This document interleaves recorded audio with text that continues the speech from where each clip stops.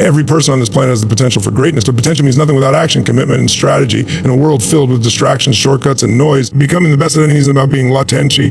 It's about making a decision to rise above average and never settle for less than what you're capable of. This isn't just about competition with others. It's about mastery of self, refining your skills, controlling your mindset, and doing what most people are unwilling to do. Becoming the best doesn't happen overnight. It's the result of a series of decisions made consistently over time, backed by unwavering belief and drive. The road to becoming the best is not easy. It's filled with repetition, failure, rejection, and self-doubt, but it's also the path to fulfillment, pride, and legacy. If you're ready to rise, to grow, to lead, and in your field, this message is for you. Becoming the best at anything doesn't start with natural gifts or genetic advantages. It starts with obsession. Obsession is a word that many people are afraid to embrace. They confuse it with unhealthy fixation, with something extreme that should be avoided. But in truth, every single person who has reached the top of their field, whether in business, sports, the arts, or science, was driven not by mild interest, but by a relentless obsession. Because Embiid's talent may show up when it feels like it. Obsession shows up every single day. Obsession isn't about working harder for the sake of it. It's about alignment.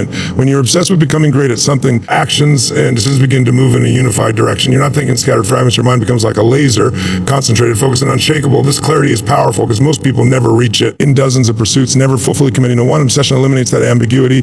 It cuts through distraction like a knife and gives you a level of purpose that feels like fuel in your veins. Obsession creates energy. When you are deeply obsessed with a goal, you don't need motivation from the outside. You don't need someone to tell you wake up early to study more, to train harder, or to be more disciplined. You simply do it because it's who you are. Maybe the action is part of how you see yourself. You're no longer a person who is trying to become the best. You already act as if you are the best, even the world doesn't see it yet. That level of belief and intensity changes everything. There is something they know. When people see someone who is absolutely consumed by a vision, they can feel it. It's inspiring, creates them. That kind of drive attracts the right mentors, the right opportunities, and even the right team. If money drive, you does something internally. Obsession rewires your tolerance for discomfort. You stop avoiding pain and start welcoming it. You don't flinch when things get hard. You lean in. Obstacle as threats, but as necessities for growth. You expect the struggle. You prepare for it. You even appreciate it. Many people start something look because it's appealing from the outside. Maybe it promises money, recognition, or freedom, but they never stick with it long enough to get gray. Why? Because they aren't obsessed. When things get hard, they move on. When the results are slow, obsession doesn't allow for that. Obsession demands patience. It doesn't care how long it takes. It is stubborn you up at 4 a.m. with new ideas. It makes you practice when no one is watching. It whispers to you when the world is asleep, reminding you why you started and what's at stake if you stop. This kind of focus isn't common. Most people never reach greatness, but that's also why it's so effective. If you truly want to become the best at something, you have to make peace with the idea that you will not be like most people. You'll be misunderstood. You'll be criticized. People might say you're doing too much, that you're obsessed, that you should relax or slow down.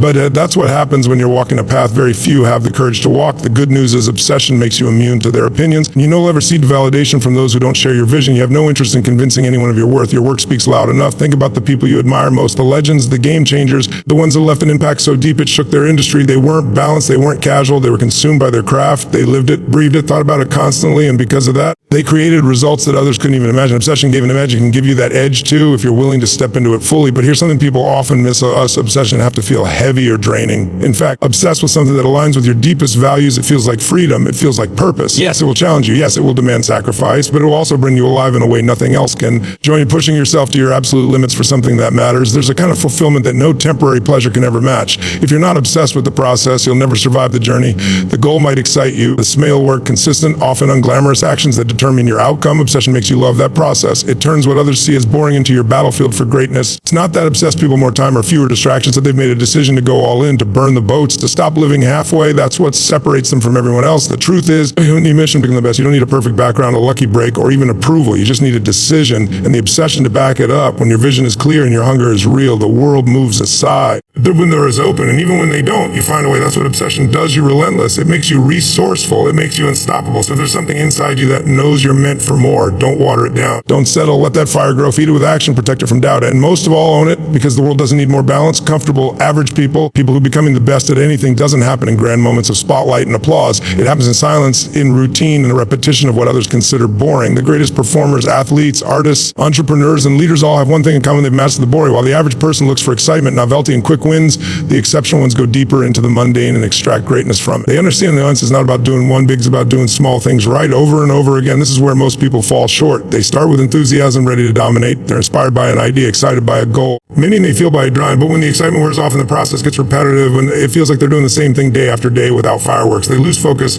They tell themselves they're not cut out for it. They start looking for shortcuts or a different path altogether. But those who eventually rise to the top keep showing up. They stay with the process. They don't care if it's boring. In fact, they start to love the boring because they know it's the gateway to mastery. Struggle class pontiff. Most people admire the final performance, the passion, the elegance, the flow. But what they don't see are the thousands of hours spent practicing balancing scales, playing the same pieces over and over, correcting micro movements in their fingers, addressing tempo, refined dynamics. That kind of repetition is not glamorous. It's mentally taxing, but it's necessary. It's in that repetition that the pianist becomes extraordinary. It's no different for a writer writing drafts or throwing the same punch thousands of times, or an entrepreneur tweaking their business model line by line. Consistency in the basics builds confidence and power. When you master the fundamentals so deeply they become second nature, you operate with a level of controlidity that others simply can't. You react faster, you make better decisions, and you perform under pressure. This is why the boring matters. It's where muscle memory is created. It's where your instincts sharpen. Or has what separates the best from the rest. What makes the boring difficult is not just the repetition.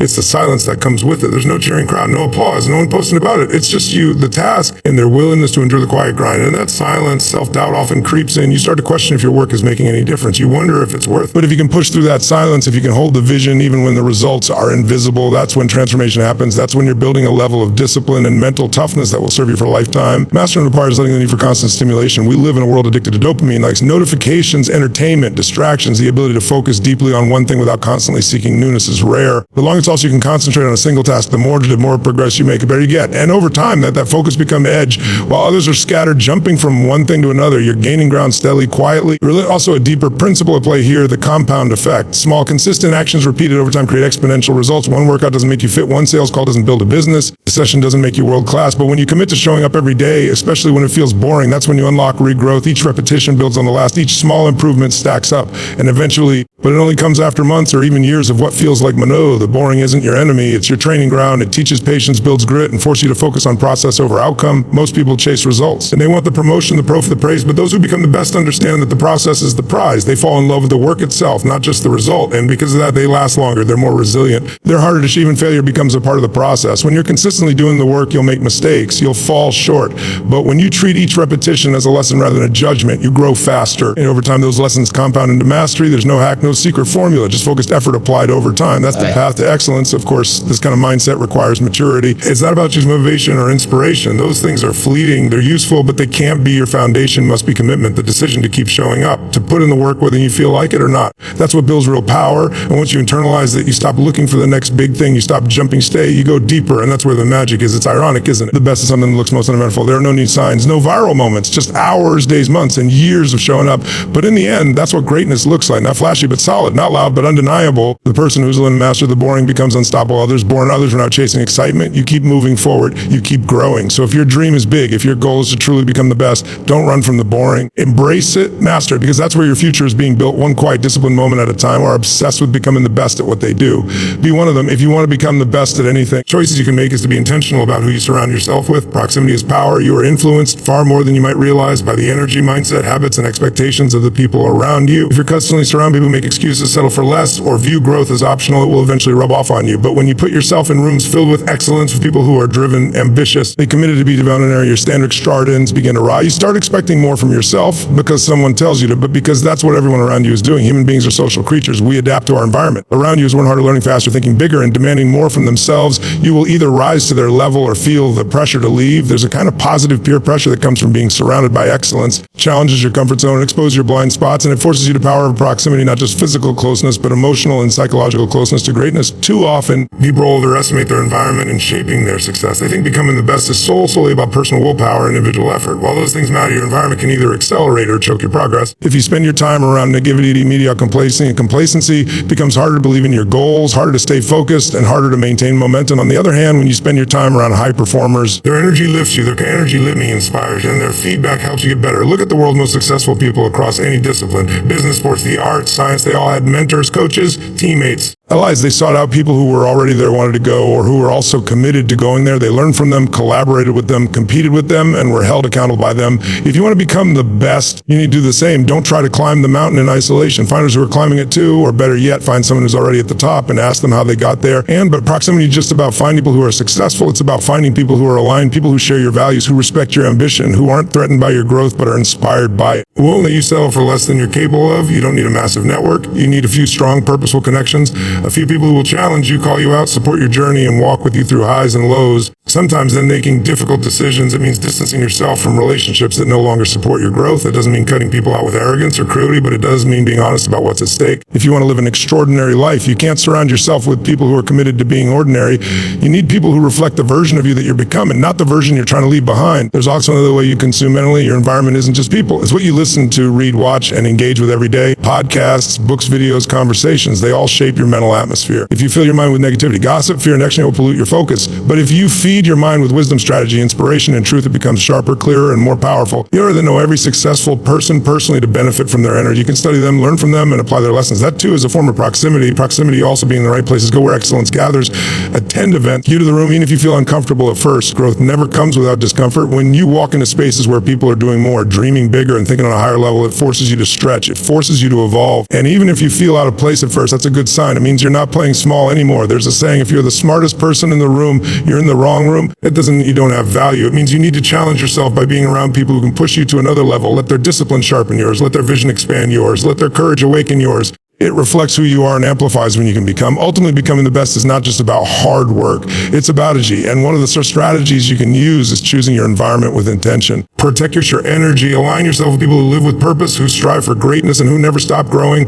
Let their presence stretch your thinking, raise your standards, and keep you accountable to your mission. Success is not selective rise. When you build the right circle around you, you don't just grow faster, you grow deeper, you're inspired, you stay hungry, you stay grounded in your vision, and as you become better, you lift others with you. That's the true power of proximity. It's not just about taking from others. It's about creating an environment where everyone is becoming their best self together. Surround yourself with that energy. At the heart of the becoming the best at anything is a simple but powerful principle: you must raise your standards. Most people live their lives according to the expectations placed on them by others, by society, by family, and by their past selves. They settle for what's familiar, what's safe, and what's good enough. But good enough is not the path to greatness. If you want to become extraordinary, you must demand more from yourself than anyone else ever could. You must decide that average is not acceptable, that mediocrity is not an option, and that excellence is your baseline, not your aspiration. Raising your standards means refusing to tolerate the excuses, habits, and mindsets that once felt normal. It's about drawing a line in the sand and saying, this is no longer who I am. It's a stop shifting identity. You stop seeing yourself as someone who tries. You become someone who delivers. You stop seeing challenges, obstacles. You see them as the minimum toll required to reach your next level. You stop waiting for perfect conditions. You show up regardless. High standards are not about perfection. They're about consistency, discipline, and pursuing even what needs to be done, even when it's hard, even when no one is watching, and especially when you don't feel like it. When you raise your standards, everything changes. Your energy rises. Your environment begins to shift. Sharper, you begin to align your actions with your vision rather than your emotions. This is important because your feelings are fleeting. One day you'll feel motivated, the next you won't. But standards are stable. They act like internal rules, keeping you in either when things get stormy. When your standards are high, you don't negotiate with laziness, procrastination, or fear. You override them with purpose and principle. The key is to understand that your current results are a reflection of your current standards. If you don't like your results, don't blame the world. Look at what you've been willing to settle for. If you're tired, out of shape, and scattered, it's because you've allowed those conditions to be acceptable.